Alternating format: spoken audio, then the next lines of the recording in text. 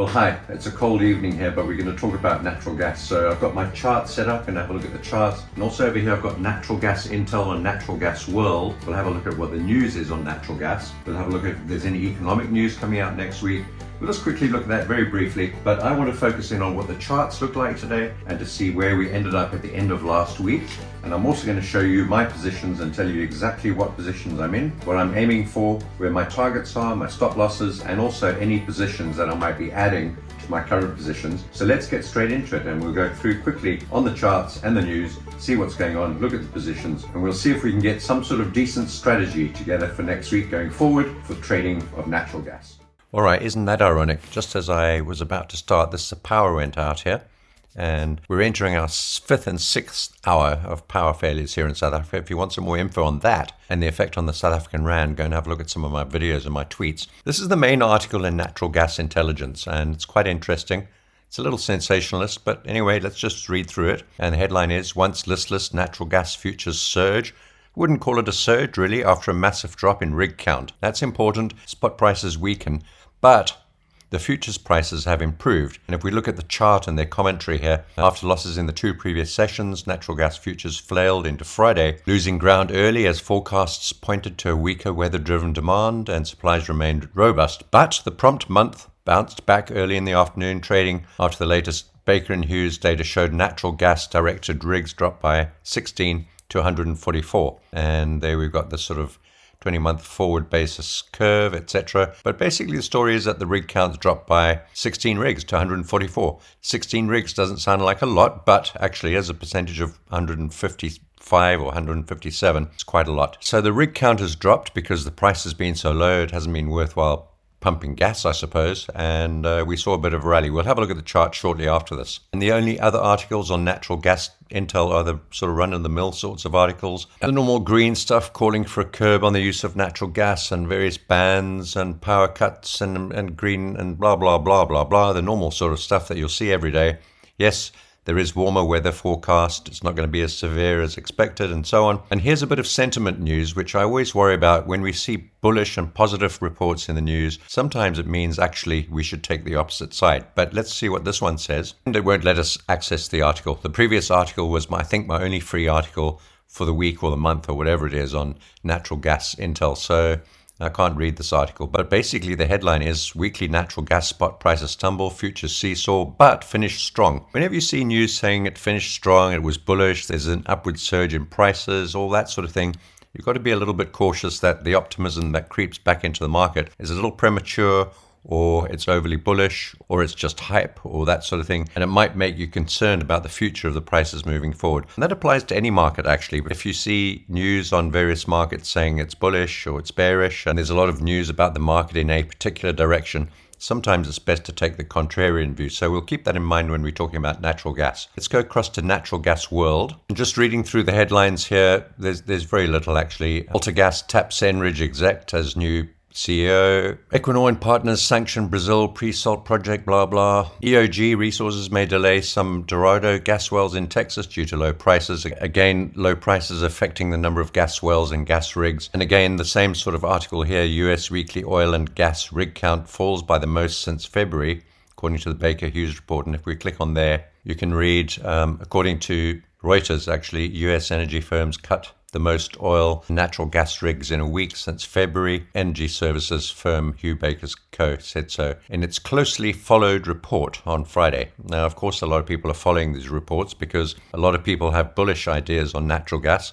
And there are a lot of people also worried about the markets falling through the floor at $2. Obviously, rig count numbers are going to have a big impact on the price and the sentiment about this market. So I suppose for natural gas bulls, this rig count decline is pretty good news for the bullish side of the market and could be a little bit supportive of the price going forward. So it's their biggest weekly decline since March, and gas rigs fell by 4 to 157, slightly different numbers quoted here, but from the same report, Baker Hughes. And just a little bit about the price of natural gas, the futures price, which we all know about because we study these charts every day. And as I said earlier, that drop in gas prices helped cause the number of rigs active in the Haynesville basin in Arkansas, Louisiana, and Texas, the nation's third biggest shale field to fall this week to 62.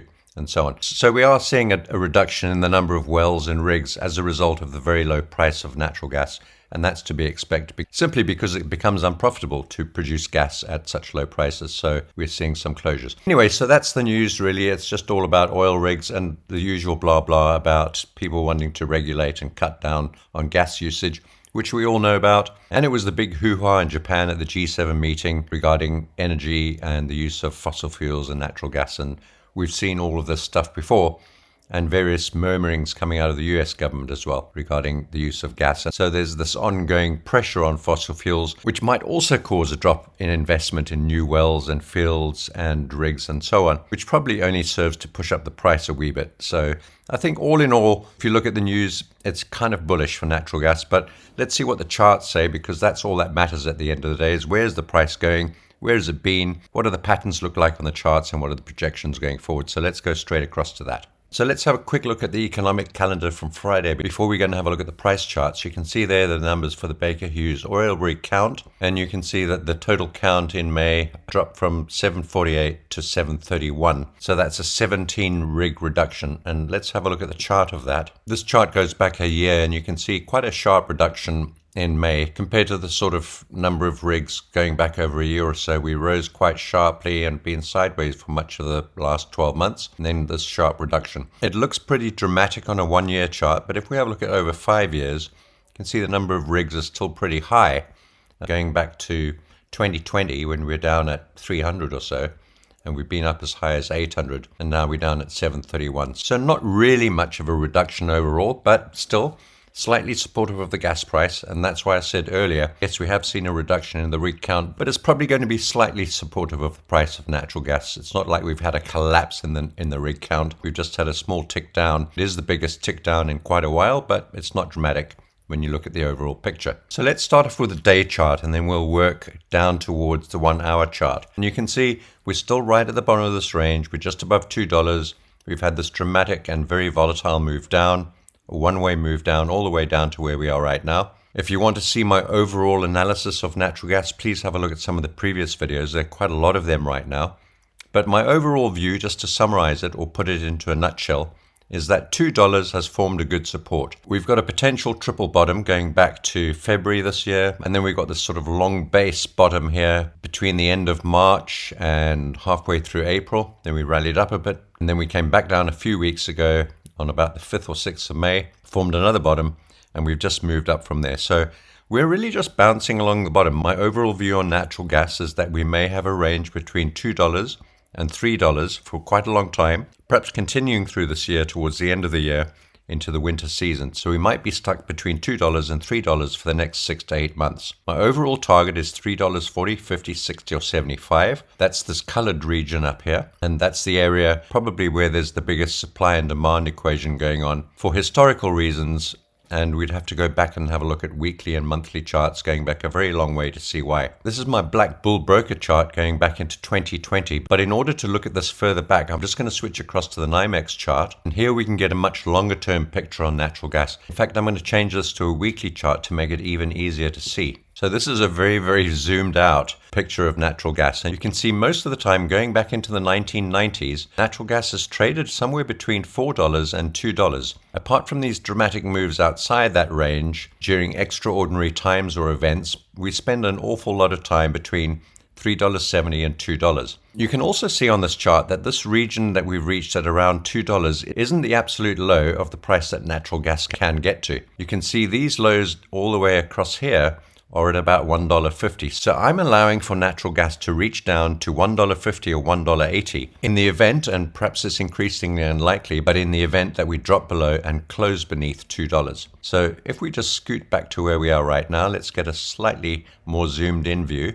You can see the potential for it to move down to this first green line here, that's at $1.80, and this next green line is at $1.50. So those are the extreme ranges really of natural gas, and we must allow for momentum caused by this very, very dramatic move down to propel the price lower to $1.80 and $1.50. We cannot rule that out at this stage. As much as we'd like to, I'm allowing for that occurrence. And that's where I'll be loading up the other parts of my trade if we get there, which I'll explain to you shortly. Bear in mind that this move down here exhibited extreme momentum. If you compare it to the other moves down to $2, $1.80, $1.50, they were sort of gradual meanderings down, as you can see on these two occasions, for example. If we go back and have a look at other occasions, just meandering down to that price.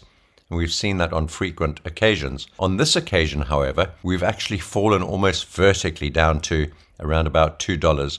And I would not be surprised if we're just having a little pause or breather here, and that this momentum will continue to push the price lower to $1.80 or $1.50. And actually, considering the extreme steepness of the move down, it is even possible that we could get below $1.50. I don't think it's likely, but it's possible. As you've seen from the news reports, we've started to see stress on natural gas production. Prices are too low. It's becoming unprofitable. The number of rigs is dropping. So as long as that sort of thing keeps on going on and demand keeps on remaining steady or perhaps even increasing as we approach winter, that should be supportive for the price of gas. And I'd be rather surprised if we did get down to $1.50 and below. But you never know, and we have to allow for it, especially given the concerns caused by the steepness of this drop down. All right, so that's the worst case scenario for natural gas bulls, and I'm one of them. I'm already invested half of my position that I want, half of my size, into long positions on natural gas, but I'm willing to and actually almost hoping for an opportunity to buy more at better and lower prices. However, I'm not too sure we'll get there. Let's carry on zooming in a little bit, bearing in mind those levels that we've had a look at on the long-term chart. We're still on the weekly chart. We might as well just stay here. You can see last week actually just began to creep up, but if I just open this up a little bit, you can see last week's candle compared to the previous week, which is a very bearish candle indeed, was not particularly convincing for the bullish direction. This candle from last week didn't even manage to close more than halfway up the previous week's very bearish candle. And so there's nothing convincing about last week's candle to argue for the bullish side of natural gas. But when we look at the shorter time frame charts, we'll begin to see that there is a little bit more hope than seems to be shown on the weekly chart. So let's go to the daily chart, and then we'll go to the 4-hour and 1-hour charts. So we're still on the NYMEX chart with just my levels drawn in. We'll go across and have a look at the BlackBull broker chart. Friday's candle was quite bullish. We did reach up after reversing from that inverse hammer candle pattern, which I talked about in my last tweet. So if you didn't catch that, go and have a look at that tweet. I didn't put a video up because there was no time for that. So we formed this inverse hammer candle pattern on Thursday, and then Friday we managed to sort of rally off that. That's where I took my second long position. I'll tell you my position shortly. However, we only managed to touch the underside of this resistance level and fell back down quite sharply. So there's still a lot of concern that this surge higher caused by the Baker report on the number of rigs was not sustained. The market did not manage to hold those levels after that rally and has fallen back down to this top area here, the top of these candles going back all along this way. So we've fallen back to support formed by previous resistance, but we haven't managed to do very much actually in favor of the bull's argument. So it's not looking particularly exciting either way. Before we go to the hour chart, let me digress for a minute, and once again you'll have to go back to my previous videos to understand my positions that I've taken. And this is a saga that's been going on for months now, so I've been in and out, been buying at 2, exiting at 3, hedging, unhedging, balancing hedges, and right now I'm not in a hedge position, but I am long from $2.11, 25% of my desired position, and I'm long from $2.18 after that inverse hammer candle pattern on Friday. And that's also a 25% size position. So I've got a full size position in mind, and I've now taken 25% of that size twice in a row. That means I'm at 50% of my desired position. The reason I haven't taken full size positions at this stage is because I still think that we might break down below $2, get down to $1.80, and then eventually $1.50, at which two levels I'll be adding the additional parts of my trade. So I'm holding a 50% size position right now, made up of 25% at $2.11, 25% at $2.18. If we get back down to $2, I might have a look at that again, depending on the reaction. But ideally, I'll add another 25% on at $1.80 or thereabouts, and another 25% at $1.51 or thereabouts. So that's my overall trading strategy. And as I said, you'd have to have a look at some of my previous videos and tweets to sort of follow the sequence of events that's taken place in what seems to have been a very dull market actually for weeks and weeks and months even. However, I have been personally in and out of trades, taking different positions, different hedges and different sizes as we've been moving along in this sort of range. So whilst we're on the daily chart, let me try and summarize my ideas here. along from 211 and 218, 25% each. We could say that I've got a position with an average price of $2.15 long. We're now at $2.27. I'm willing to add another 25% at $1.80 and another 25% at $1.50. My targets are these price levels that I've got drawn in green above us.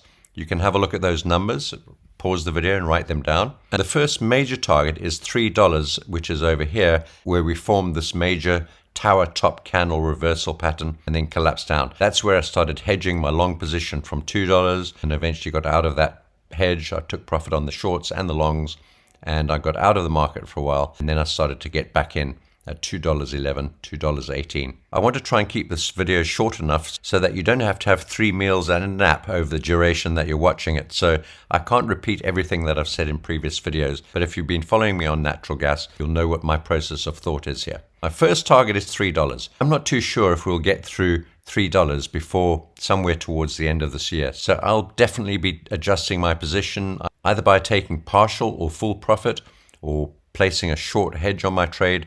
I don't know, I haven't decided just yet, but it could be that we trade between $2 and $3 for the rest of this year, as I said. Alternatively, we could get a break below $2 and then a move down to $1.80 and $1.50. My overall target, as I said earlier, is $3.40, 50, 60, or 75, somewhere in that region over there. And that's where there seems to be the most interest in price by producers and hedgers and funds and that sort of thing. And that's where the price originally started to attract a lot of buyers after this long move down and after stopping a lot of positions out slightly higher up as well. I'm going to go across now to have a look at the 1 hour chart and show you what I'm looking at. And also I'm going to give you some ideas if you're not in this market and you want to buy or you want to sell, and how you could possibly formulate a strategy to approach the market in either one of those directions. So let's have a look at the 1 hour chart. So this is where we are on the 1 hour chart, and you can see this is late on Friday. This is the candle that formed after the rig count number came out.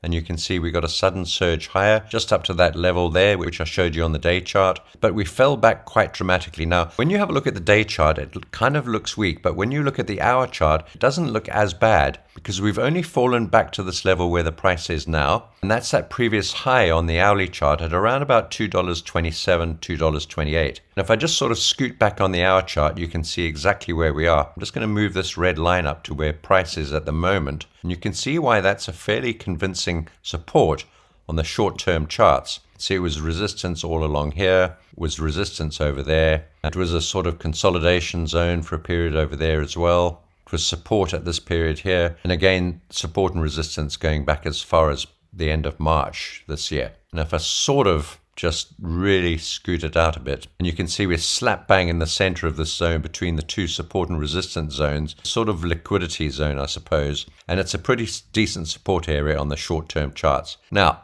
whether we're going to hold this area or not, I don't know.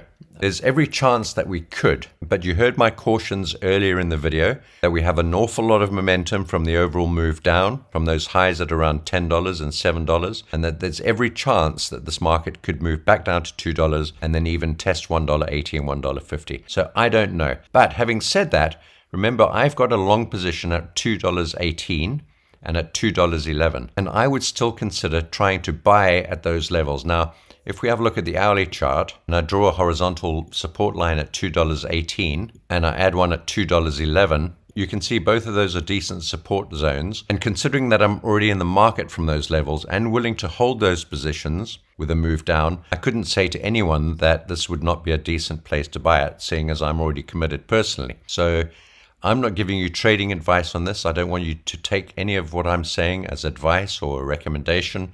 I'm not a financial advisor. I'm not an expert on natural gas, although it's something that I trade frequently. And my views are not to be acted upon unless they coincide with your ideas and your own thoughts on it and your own analysis. So please don't go on what I'm saying to you about trade positions. And natural gas, remember, is a particularly dangerous and volatile commodity to trade, considering that sometimes you may need to take larger positions if you're trading futures. And also if you're trading instruments like Boyle and UNG, there's decay involved. So if you're holding positions for a period of time, your money will start to erode. So there are all sorts of dangers in trading this commodity. With that all having been said, those two red lines that I've just drawn in are the levels at which I'm long on natural gas. That's all I can really say to you, is that these, I think, are reasonable support levels, bearing in mind that we could drop down through these, we could drop down through $2, we could get to 180 and 150, where I'm willing to buy more, and in fact hoping to buy more, despite all of those of you who are desperately hoping that we won't get any lower. I don't know which way the market's going to go. I have no idea. All I can say